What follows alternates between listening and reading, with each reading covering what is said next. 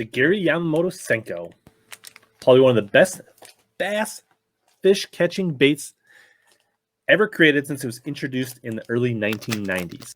But at the same time, it might be the least durable soft plastic that I've ever fished. Yamamoto Senkos are known to tear up just about any way you rig them, and there are a lot of different ways to rig a Senko or a stick bait. But the most common way to rig a Senko has to be the wacky rig.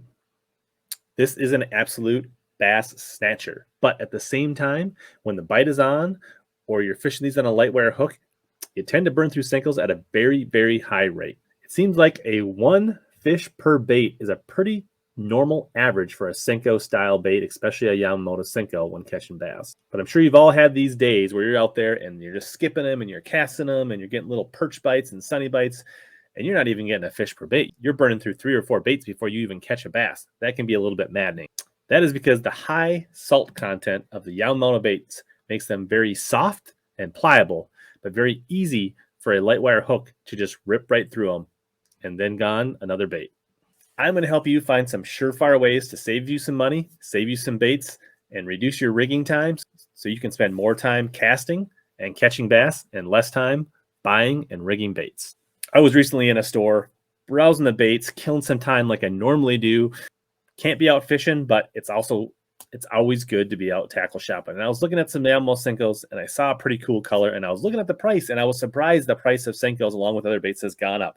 I noticed the retail price was $9 for a 10 count. So with tax, it's almost $1 per Senko. So that's not any small change when you're only getting 1 fish per bait, if you're even lucky at that sometimes. Even the Guggen Baits Lunker Log in their packs, their 5-inch stick bait is almost $1 a bait as well. Got me thinking, maybe it's time for me to do a video and share some of my best tips on how to extend the life of your Senkos, get them cheaper, and just burn through less baits, save you money, save you time, and help you catch more bass.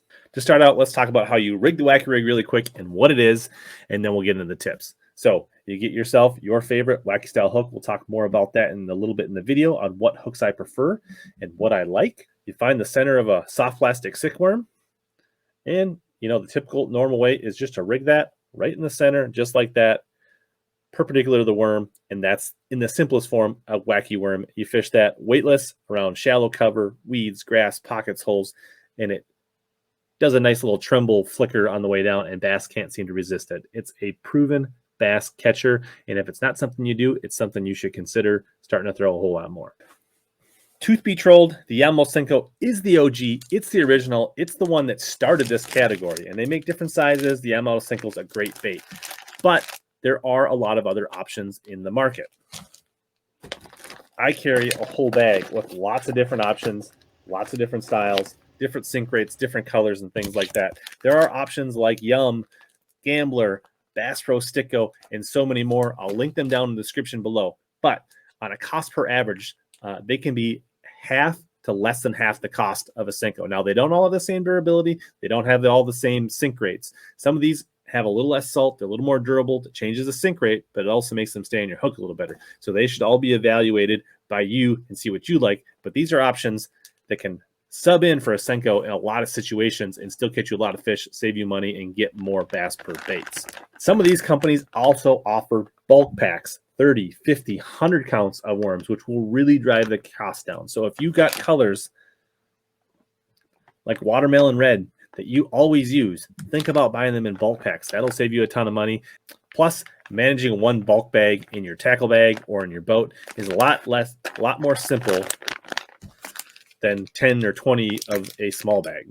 Not to mention, you can also find Senkos and a lot of these other stick baits on sales, promotions, use discount codes and things like that. So whenever you can, if you really love Senkos or you really love a certain brand stick bait, stock up when they go on sale, and that'll save you some money. Also, you can find some codes down below that will help you save some money on some of your favorite stick baits.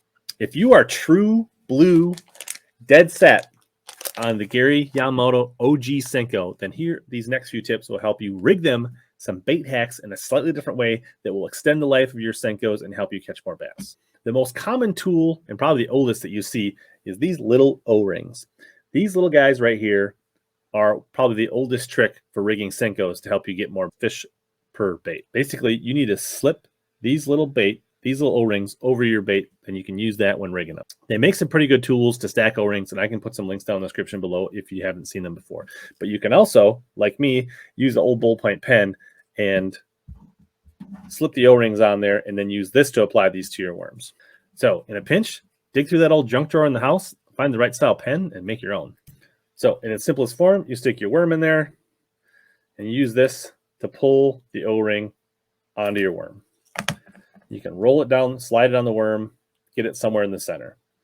The normal process for this, most people do, is they just slip their hook under that worm just like that and rig it like this. Now this works really well for extending the life of your Senko, but you still have just the single band, which will cut through the worm and wear through there. Also, it can flip off and it can get past the barb. Sometimes you can rig in there and get a little more meat of the bait along with the O-ring, which will help as well. But the one thing is the hook will be parallel to your worm, which changes the hookup. And I feel like when I do this, I actually end up hooking a lot of fish in the side of the mouth or catching them weird versus rigging it the original way, right, through the worm. But if you try to do that with a single O-ring, it ends up being at a weird angle. And it kind of gets crooked and you get line twists and it's not the best. So that's why I'm not a fan of the original O-ring idea, and it's not a fan for me. And that's why I don't own any of the O-ring tools. And I'll show you a couple other options that are a better option than a single O-ring. So the next step is to put 2 O-rings on it. So, and with a little manipulation, you can create kind of an X where they cross over each other. And then you bring your hook just under the X of that, and it doubles up and allows you to hook it in a straight orientation. Now this is pretty good. This increases the surface area of the place where your hook and the rings pulling on the bait, definitely extending it, making it a lot more robust, keeping these worm on, and probably more than doubles the life of these over a single O-ring. Now, the downside of this is it's a lot of O-rings, it's a lot of fuddling, it takes a little more time, and it's just a little bit clunky for me, but this actually works pretty good. So moving on to the next option, I'm going to show you my favorite way on how to rig wacky rigs and why, and I'll go into the details why I like it so much better than O-rings or just sticking a hook through the bait. The answer are these little tube shields. These little plastic silicone bands do wonders with wacky rigs, neko rigs, and other techniques. Get yourself an arsenal tube pliers and some of their shields. Let me show you how to rig it. Slipping this onto the tool, and then you can use the tool to open it up just like that. Grab yourself a fresh stick worm, open up the tool, get it in position where you want it on the worm, slide it off. It's just that easy. I like they make the bands in a few different colors, but I prefer the clear because I feel like it matches the bait and it becomes pretty invisible to the fish. Once this band is in place, you have a few options. You can rig, if you prefer parallel the worm, you can bring it under the band, much like you did on the O-ring. You can also skin hook it and get just the band. But my preferred method is to actually go right through the center and go through 2 walls of that tube shield so you get double the amount of plastic. My preferred method is to actually go through the plastic and the worm and get both walls. In that way, you get maximum amount of resistance. You can really pull on that worm. You get a ton of durability. It looks natural to the fish. And this thing stays locked on the fish. You can easily get 4, 5, 6, 8, sometimes 10 fish out of a single soft plastic stick bait or Senko with these tubes. They're great for neko rigs. There are lots of different options, and they give you the versatility to rig it either way, and it's much quicker and simpler than the double O-ring method. There are some other products, and you can also use shrink tubes and things like that, but I prefer not to rely on a lighter or a light source or a fire source or a heat source in the boat to shrink these down. It's just a little more extra work when a simple tool, a silicone band, works so quick and so fast. If this Arsenal Wacky tool is new to you and you've never seen it before, there are links in the description down here, both to Arsenal Fishing and Omnia, with some codes that'll help save you a few bucks. And this tool itself, if you fish a lot of Senkos, will pay for itself in just a few outings and saved worms. You may have noticed the hooks in my video have all been these straight O'Shaughnessy style, neko style hooks. These round bed hooks are also very popular, but I feel like my hookups lose more fish with these. So my recommendation is definitely to go to a neko style hook like these straight shank hooks. I love the VMC Finesse Neko. the Mustad Titan X. There are several other brands out there that work really well, but this style, weedless and traditional, are my preference. I feel like the hookups are much better. I don't lose fish.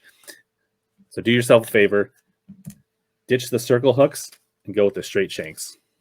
You will see a lot of pro anglers say they just like to stick the bait, the hook right through the worm. They don't like to mess with any rings or anything like that. But remember, a lot of these guys get free cases of these worms annually because they're sponsored by these companies. It's not in their best interest to tell you how to get more bass per bait. The more baits they sell, the better off for them. So just think about that. And, you know, for a few extra seconds on the front end, you can save yourself a lot of time on re-rigging and re-rigging baits on the back end. So to me, a little effort on the front end will save you time and get you more casts and catch you more bass.